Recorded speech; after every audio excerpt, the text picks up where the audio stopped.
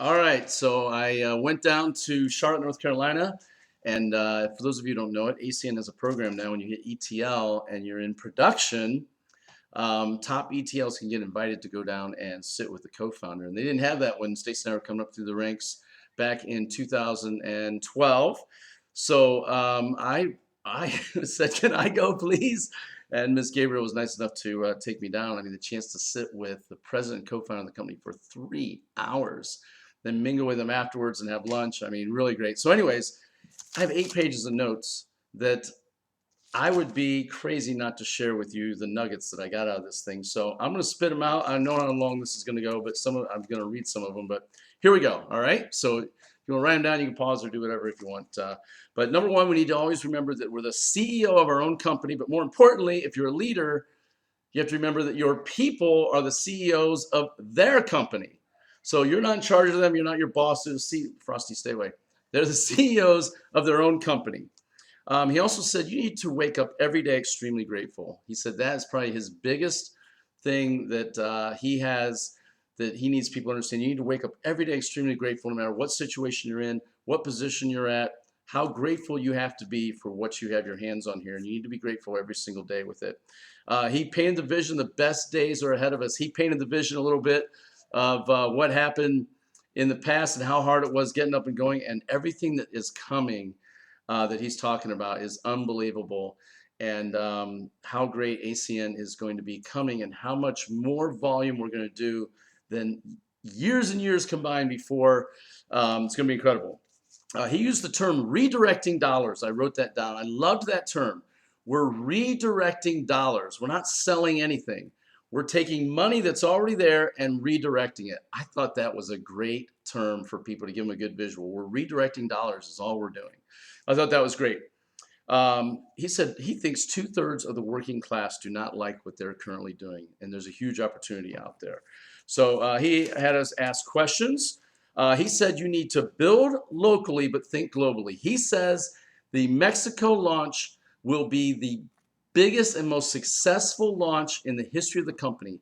And if you don't remember when they launched Korea, oh my gosh, 10,000 IBOs in a day and 1,000 every day after that. One guy from Korea hit SVP in 9 months.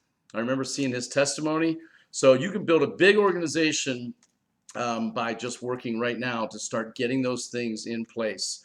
Let's see. He says you can only have vision if you have high value and high belief. He believes that meeting coming. He likes meeting ETLs. He likes meeting the up and coming leaders on who is going to be there to keep ACN going on into the future. We've hired a new SEO company. That stands for Search Engine Optimization. So when people go to Google and Google ACN, they don't see Minnesota Mike. So they're going to see some of our stuff ranking higher up on Google. So we're working on that. And then he really got into just having a posture with people who get on the internet and then come back to you and try to tell you ACN's a scam. He goes, this is what I would say to my friend. Say, look, if you don't want to do it, just tell me. But don't start with that BS about what you see on the internet. There is no way. He said, we do thousands and thousands and thousands of financial transactions every day with almost every bank in the world. He goes, they would never do business with us if we were a scam. They would not do it. And then, of course, he named off all of our providers. If we were a scam, they would not be doing business with us. And he goes, you just need to call it out with your friend. Just tell them, look, if you're not interested in doing it, just tell me, but don't feed me that line of BS. Oh, I loved that. I loved that. My biggest nugget that I got, you heard it on my video yesterday, and I'm using it right now. When people are not interested in being my customer or they're not interested in being an IBO, it was always like an abrupt ending. They'd say, no. What do you say after that? Well, here's what he said. You wouldn't mind if I kept in contact with you now and then, would you? They say no. He says, awesome.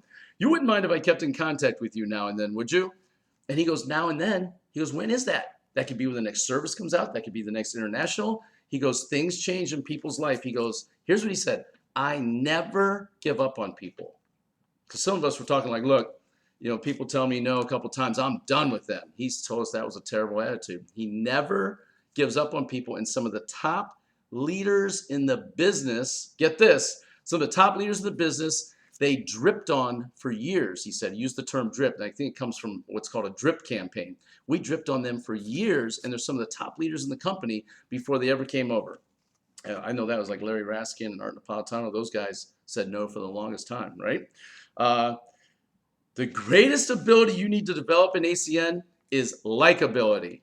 Woo, I liked that one. The greatest ability you need to develop in ACN is likability. Page 3. Most people are weird. You know, Brian Mulvaney, Regional Director Brian Mulvaney, does this all the time on Saturdays when he does training on there, and he said it again. He goes, most people are weird. He goes, we're weird too. He goes, just know that about people. It's just human nature. They're weird. Thought that was pretty cool.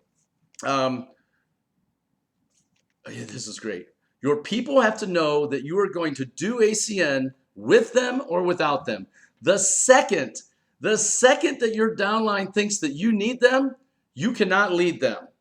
Think about that. If you need your people, you're creating a welfare system in your organization.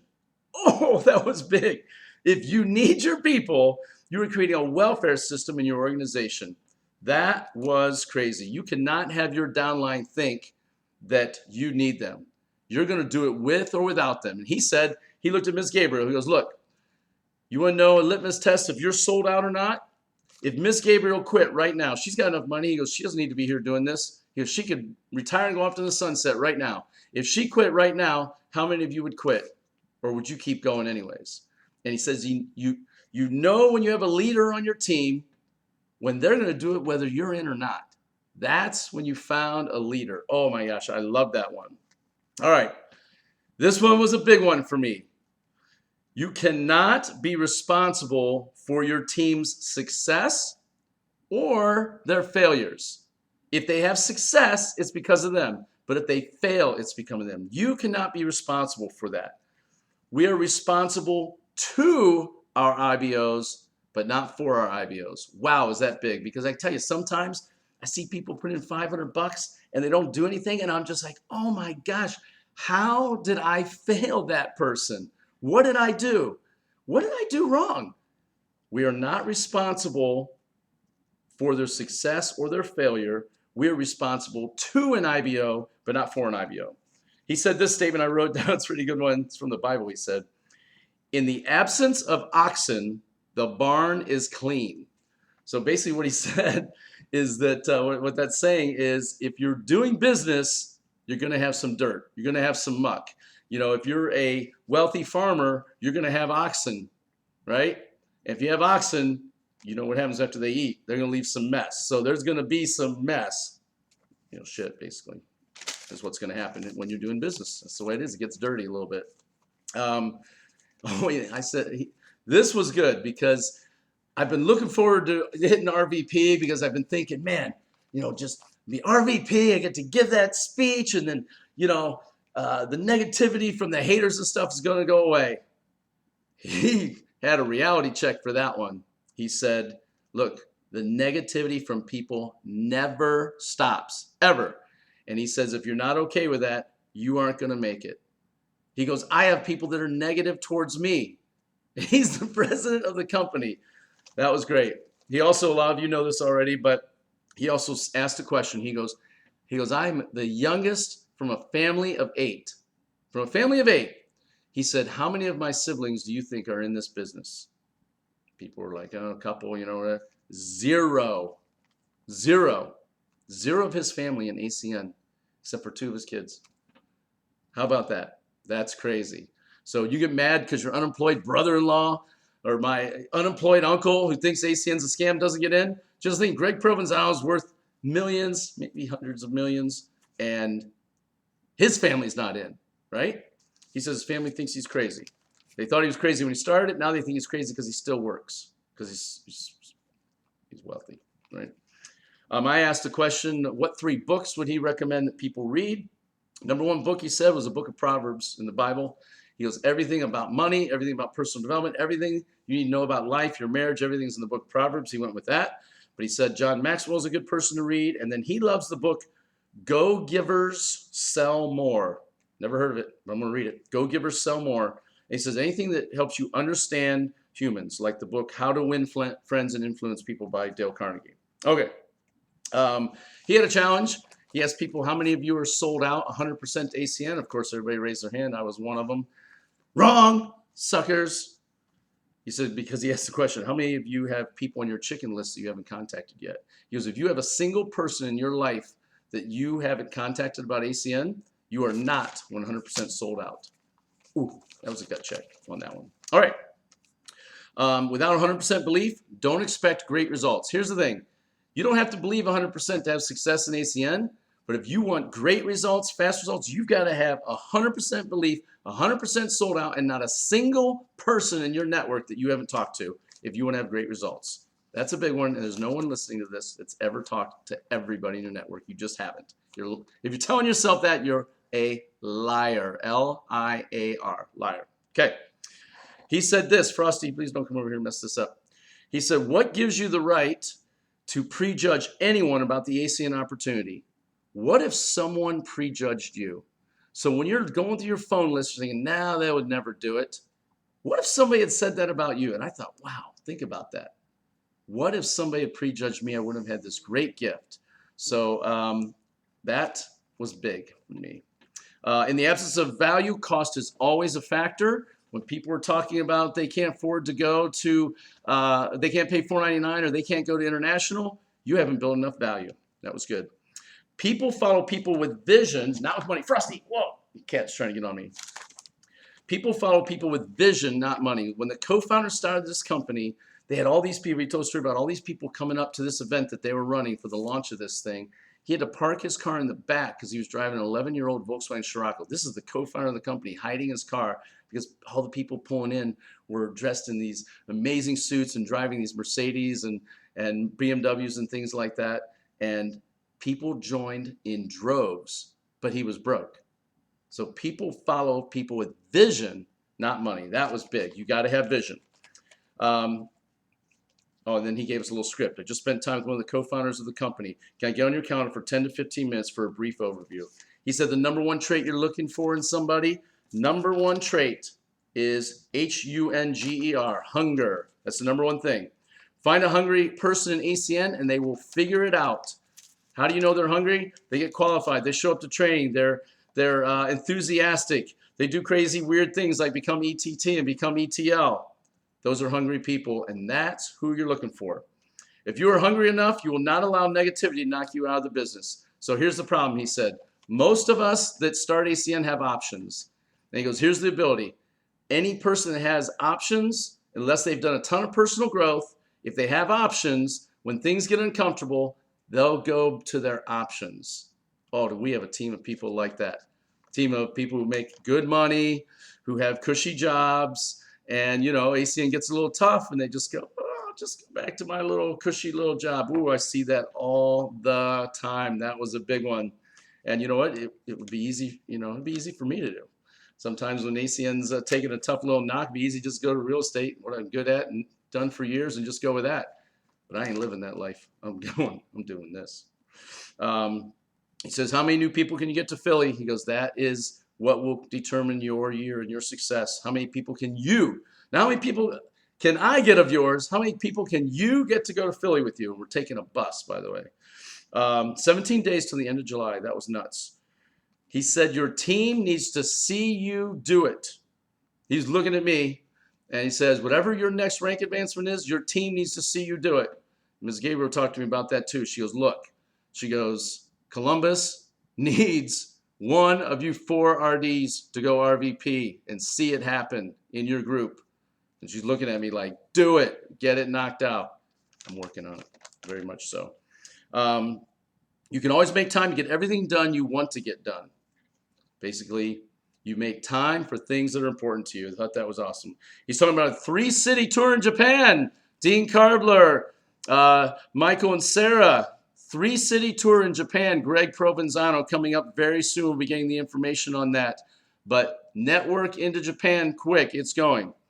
You must understand the human element of network marketing. Just know people are going to do what they do because it's their decision.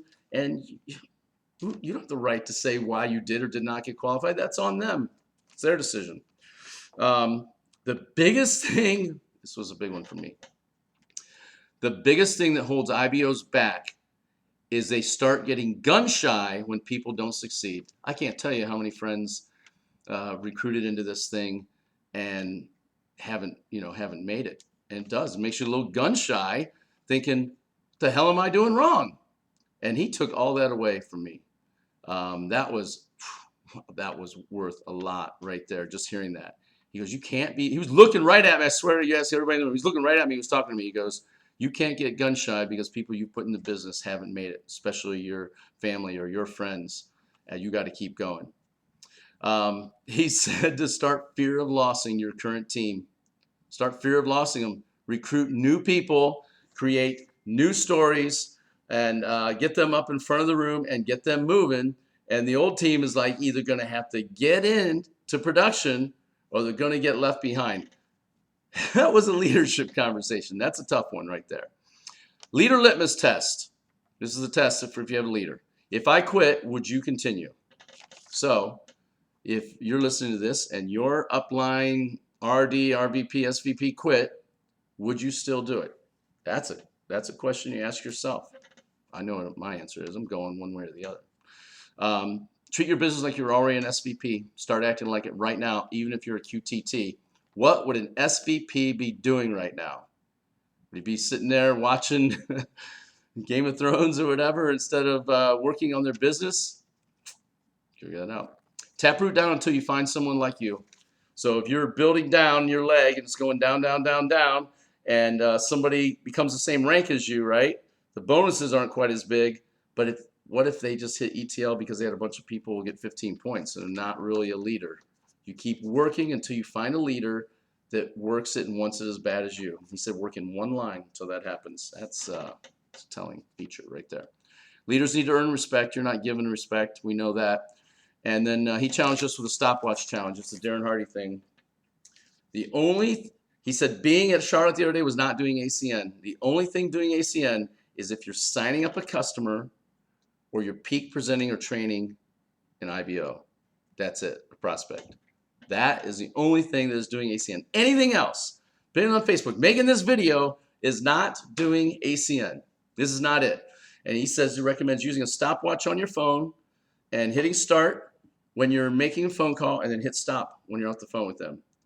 The next you send a text, you get to hit start, stop. There you go, 3 seconds. And he said you'll be appalled. He goes, most of you are doing less than an hour a week in ACN. Guarantees it. Because it's peaking, presenting, or in front of the room training, right? And then it's crazy stuff. All right. Here's the last one. I'll wrap up with this. He said this. What if I told you you had to talk to 500 people, 500, yourself personally, not your downline or anything like that. You had to talk to 500 people, and when you hit the 500th person, we anointed you SVP. He goes, how fast would you get it done? Like, there's no doubt on it. You talk to 500 people, 500 presentations. How fast would you get it done? If you knew you were an SVP, you got everything that went along with it, the SVP lifestyle and everything like that. How fast would you get it done? And then he said this, you have to do it anyways. Why not go for it and get it done fast? You got to do it. You got to go through the numbers. You got to pay the price. Why not just do it fast? All out, get out of balance, and just knock it out. That was why. Well, it's all up here. So anyways, that's it. Wow, was that long? But those right there, the comments and stuff that he put changed my life. And I'm going to watch this video sometimes in case I ever lose this paperwork. But hope you liked that stuff. I know it was long, but it was great. Hey, if you haven't got to ETL, get to ETL and go sit with Greg Provenzano.